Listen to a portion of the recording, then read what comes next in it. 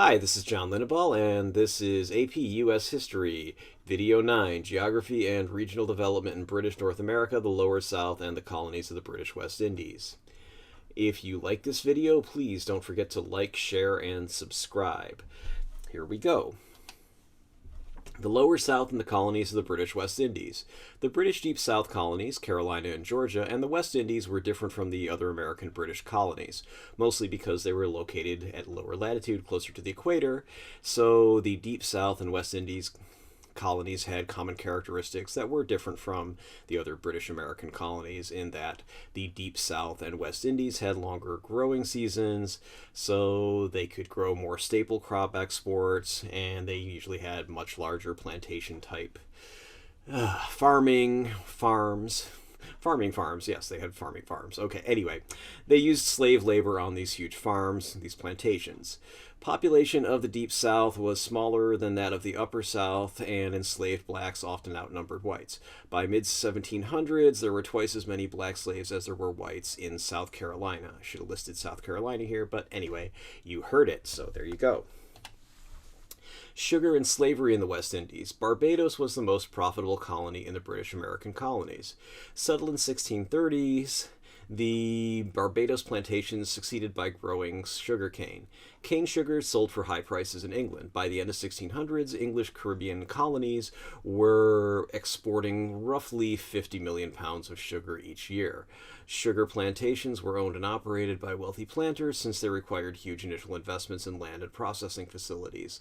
Thus, there were no medium-sized farms, and there was no middle class of medium-sized farm owners. Barbados sugar planters, on average, were about 4 times as wealthy as Virginia tobacco planters. Slavery in Barbados. By the end of the 17th century, Barbados's population was 75% slaves, compared to less than 25% in Virginia. The average Barbados sugar planter owned 115 slaves, which was much more than the average Virginia planter. Plantation work in the Barbados was hard work in the hot sun. Slaves in Barbados were less likely to form families, since slave men outnumbered women slaves by about 2 to 1. So not much in the way of families there. Carolina. Carolina was established by King Charles II in 1663. Charles II regained the crown in 1660 after losing it, and rewarded 8 nobles who had helped him in that effort by granting them land south of Virginia, which you can see would be the Carolina colony here. The proprietors, that is the people who were given the charter to the colony, recruited planters from Barbados to actually settle it. The initial settlers of Carolina were planters from Barbados, as I just said, bringing the same plantation system from Barbados. As such, Carolina's economy was more like Barbados than Virginia. Carolina continued. The wealthy Carolina plantation owners couldn't find a crop as lucrative as sugar to grow, but eventually settled on exporting rice by the late 1600s.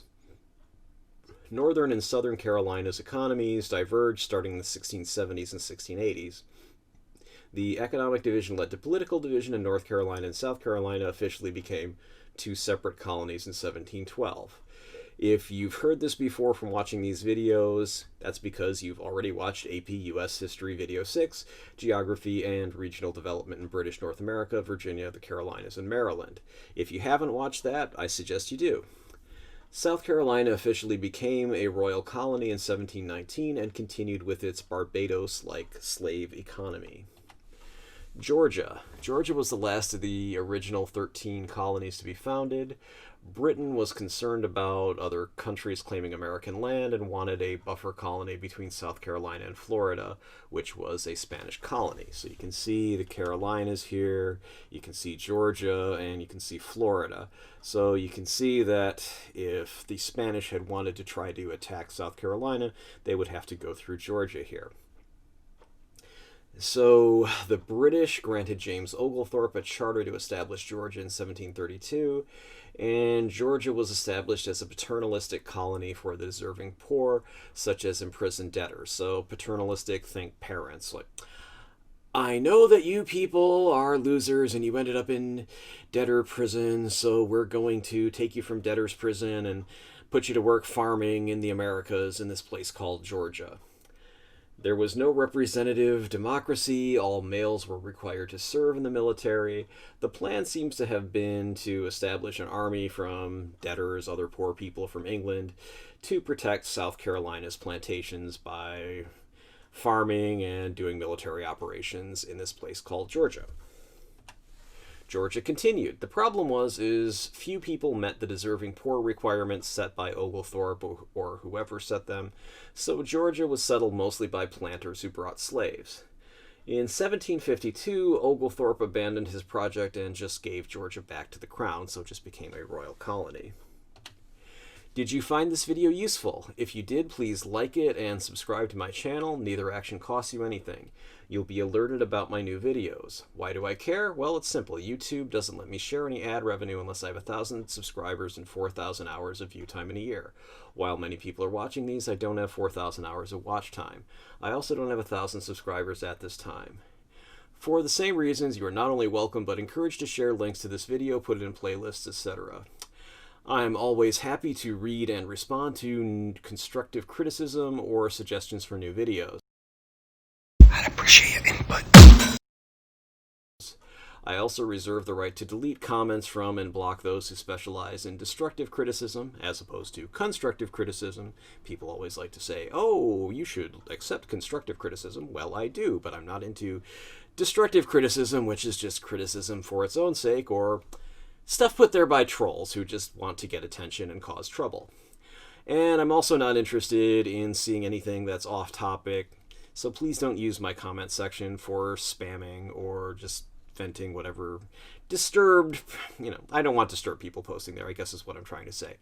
Anyway, you can hire me for tutoring.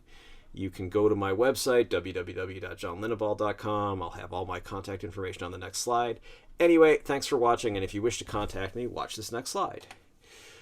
Facebook. You can always go to facebook.com/Linnebaugh Tutoring. Instagram. You can always go to instagram.com, john.linnebaugh.tutoring. Phone, 415-623-4251. That's a cell phone, so you can send text messages to it if you like. Email john@johnlinnebaugh.com. Website www.johnlinnebaugh.com or www.johnlinnebaughtutoring.com. Testpreparation.locals.com is my locals.com site. Please consider subscribing to that. That's one way to help support this channel, is by subscribing to my locals.com site. Mail. If you want to send me something by postal mail, John Linnebaugh Tutoring, 1859 Powell Street, number 109, San Francisco, California, 94133. And finally, note, this is not a substitute for your classes, text, etc. This video is based on the Barron's AP United States History Review Book, 4th edition, and any other sources listed in the video description, and my general knowledge of U.S. history. While this should help you do well on the AP U.S. History exam, I can't be responsible for what your teacher thinks is important and asks you about in his or her own tests, homework, etc. So please read your class texts and pay attention to what your teacher says in class so you do well in the course as well as on the AP US History exam. All right, have a great day.